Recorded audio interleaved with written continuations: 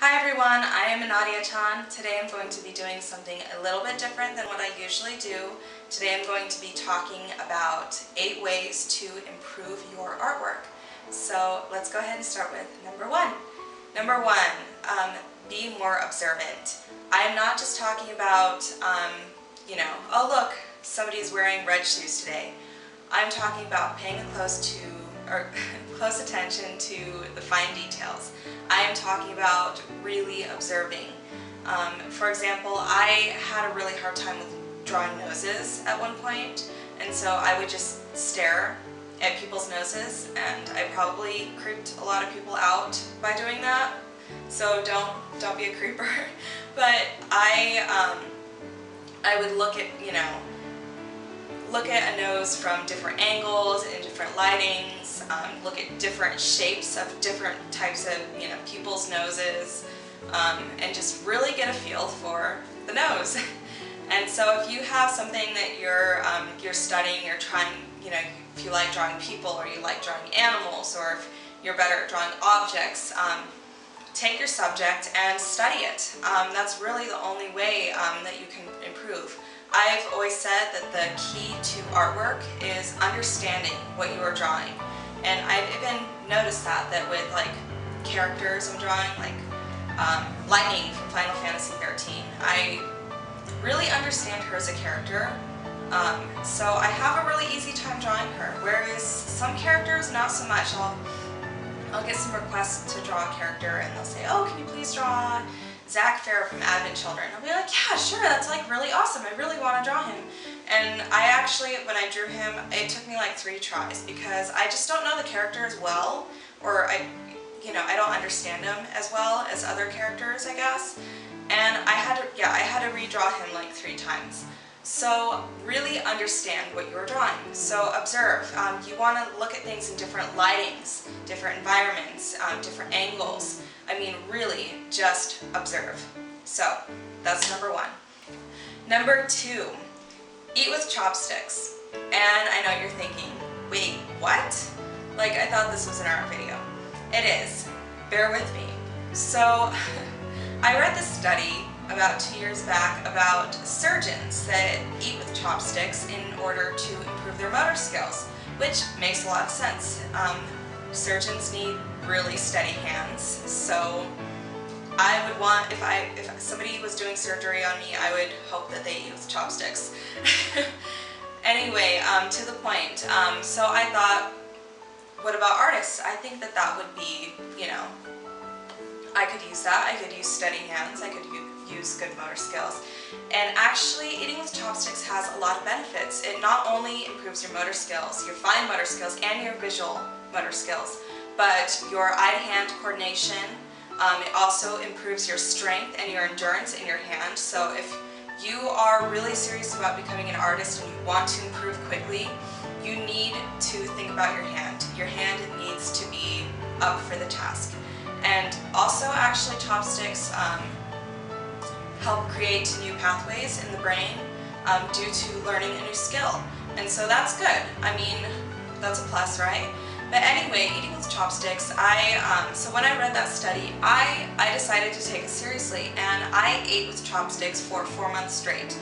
I didn't touch a fork at all. I only ate with chopsticks, and I saw drastic improvement. That is actually when I really started improving with my art. I saw not an overnight change, but I mean, within those 4 months, I improved so drastically that I really recommend eating with chopsticks, because it really will improve your eye-to-hand coordination, and that in turn is going to improve your artwork, because it's very important, because you need to be able to see what's in your head and put it on a piece of paper or digital painting or whatever it is, whatever your medium is. So I highly recommend that. Number 3. Okay, so I guess this one's kind of a no-brainer, but number 3 is to draw something over and over. And so, like I was saying, I had a hard time drawing noses at one point, so I would just draw a nose over and over and over. and I would draw it in different angles, or draw kind of like the same nose over and over. So draw something over and over, especially if you're having trouble with it. Also, if you're kind of new to drawing and you're trying to get a feel for drawing a certain style or certain way, I don't recommend this for everybody, but if you are having trouble, try tracing at first just to get a feel for the movement. Tracing can really help you get kind of an idea of where to start. If you trace something, try starting with the eye at one time, try starting with the face at one time. Another time maybe start with the nose first. And then what you need to do is you need to try drawing that same thing without tracing it. And so once you get a feel for what you're drawing, try drawing it on your own. See if you've got the knack for it.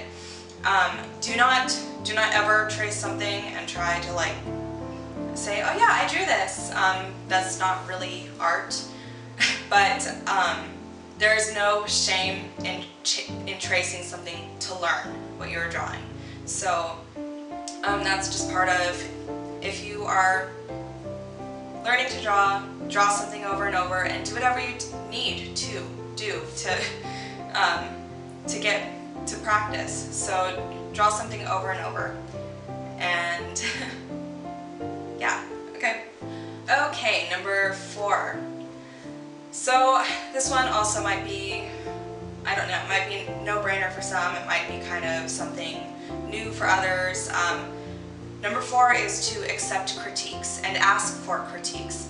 So I know sometimes when you have an artwork that you are super proud of, you just spent like an hour or 2 or maybe more drawing it, and then somebody comes along and says, oh, the proportions are way off, or you know, the nose looks funny. I got that one a lot. But it hurts a lot sometimes, and you can get defensive sometimes. I know that I have gotten a little defensive sometimes over my artwork when somebody came in and said, you know what, you know, you could do this better. And the thing is that a lot of artists do get defensive, and that's okay because it's your art and you're proud of it, but you need to open yourself up a little bit and accept critiques. And that is a huge, huge thing, is that critiques are extremely important, because they're seeing something that you're not. Because you, like I said, if you're looking at a piece of artwork for several hours while you're drawing it, your perspective warps a little bit. You see what you want to see in a way, I guess, because you're the one that created it.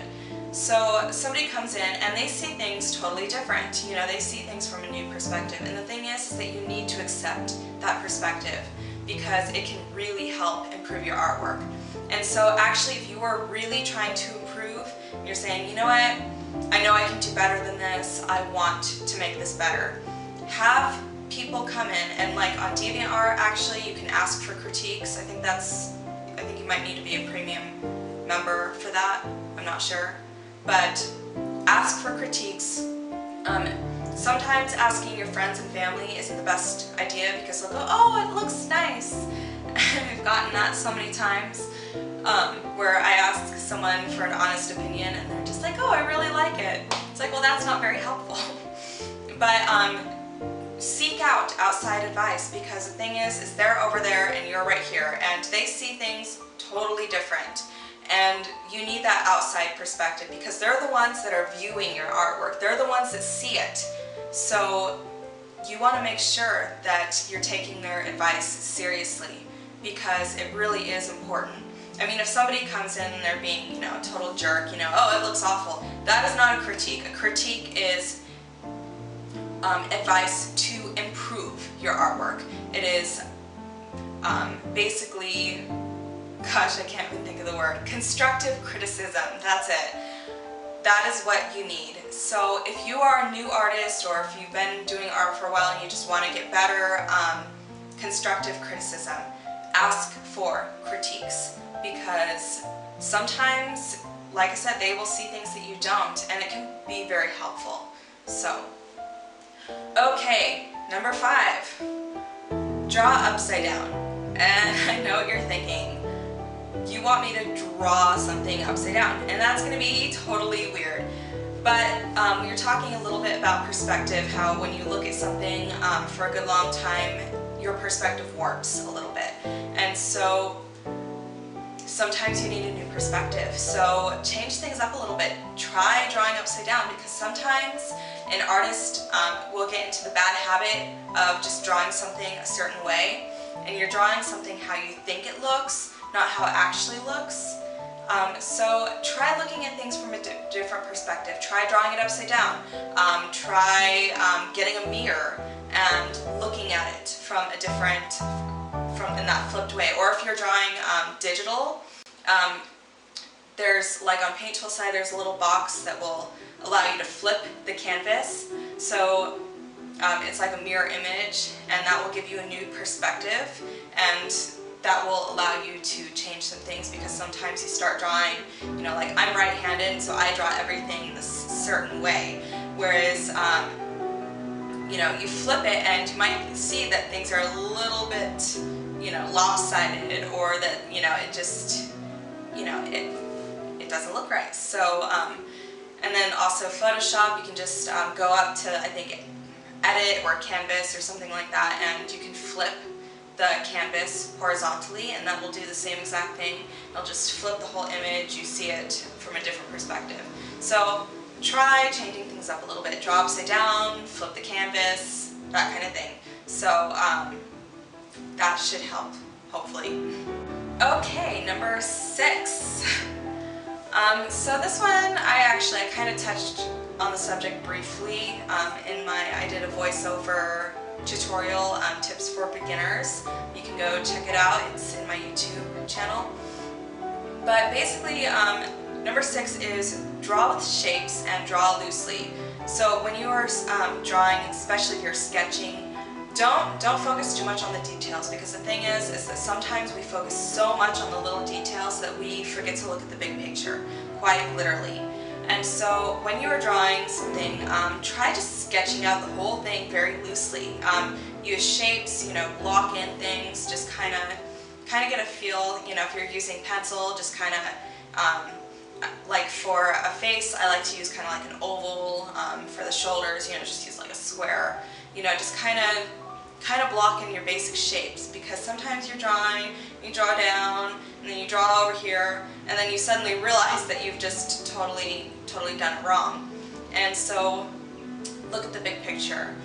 Sketch lightly also, if you're going to use that method to just kind of sketch loosely. And this is something a lot of artists don't really realize, is that you know, you need to sketch really lightly, and you need to use the right kind of pencils for sketching. So if you are sketching something loose in this kind of style, and you're going to turn it into like an actual piece of art, you're like, okay, I'm not just drawing this for practice, I'm going to draw this and then give it to somebody, or I'm drawing and I'm going to put it on my wall or keep it, that kind of thing. Make sure to sketch lightly. Use a hard leaded pencil. So I'm talking about like HB, or even harder. I use a 2B pencil for sketching, or sometimes even or not B, 2H pencil. I use a 2H pencil or a 4H pencil. And H, basically, the H pencils are very hard lead. I don't know if you know much about pencils, but B basically goes up. The higher the number, the softer the pencil is. With H pencils, it's the exact opposite. The higher the number, the harder the lead is. So if you are sketching, make sure to use the right pencils, and don't be afraid to just let loose, and, you know, just make your sketch very loose. Use shapes. Don't be afraid to make it messy, because sometimes trying to draw things, you know, just head right into it, you know, and try to make it detailed and clean from the very beginning isn't really going to work. And so being messy when you're drawing is okay, and you have to remember that. So I hope that helps. Okay, so number 7. This, I guess this isn't really totally a tip for improving your artwork, but I find that it's inspiring and it helps me a little bit. Keep your old artwork. I made the mistake of getting rid of a lot of my old artwork when I got better. It's like, oh, this is really awful, I'm just going to throw it away. But I look back at some of my artwork from, 2012, 2011. I think that's as far back as I have artwork. I was 16, 17 then. So keep your old artwork and look at it. I mean, and get inspired. Because sometimes you look at your old artwork and go, wow, I've come so far. You might not think that you're improving because you look at your artwork from yesterday and it looks maybe the same as it does today. And so sometimes your improvement can be really slow or really subtle. I've been told that I improved really quickly, and I guess I did. I started really drawing about 3 years ago, and I've improved a lot since then. But I didn't really realize it. Like, I just didn't notice it until actually looking at my old artwork and going, wow, you know what? I have come so far. And it's inspiring, and it helps, and it motivates you, and it drives you forward.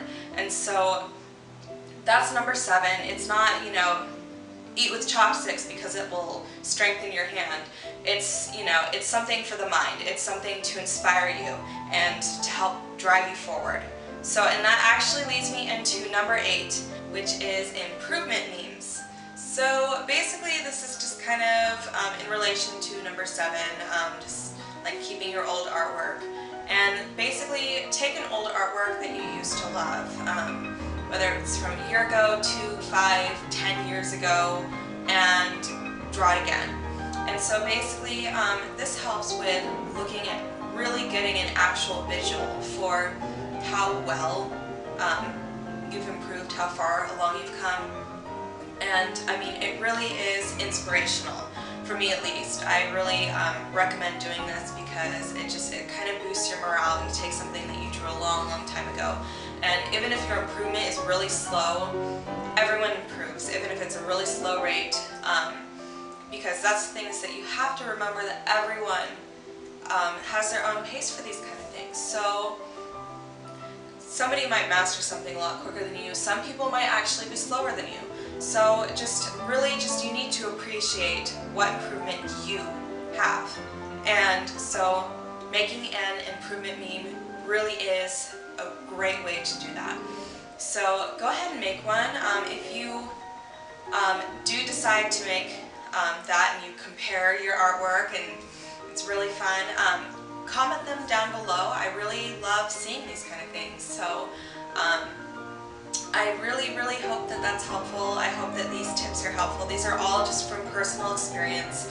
I haven't, these aren't just, research things. These are things that I have learned the hard way on my own throughout the last few years as I've been trying to become an artist. So I really hope that it's helpful, and please feel free to post your artwork down in the comments. So post your artwork, post your improvement memes, any questions, feel free to ask me. So thank you so much for watching, and if you have a chance, if you're feeling really generous, please support me on Patreon, linked below. Your support means so much to me. Even pledging $1 a month really helps. As an artist, I'm still kind of struggling to find my way in my place in this world, I guess. So your support means so much to me. I am doing tutorials, I'm doing my artwork, all of it's on Patreon. So if you can support me, that's absolutely wonderful. If not, that's fine too, of course. So I just hope that I can help you guys out. So thank you so much for watching.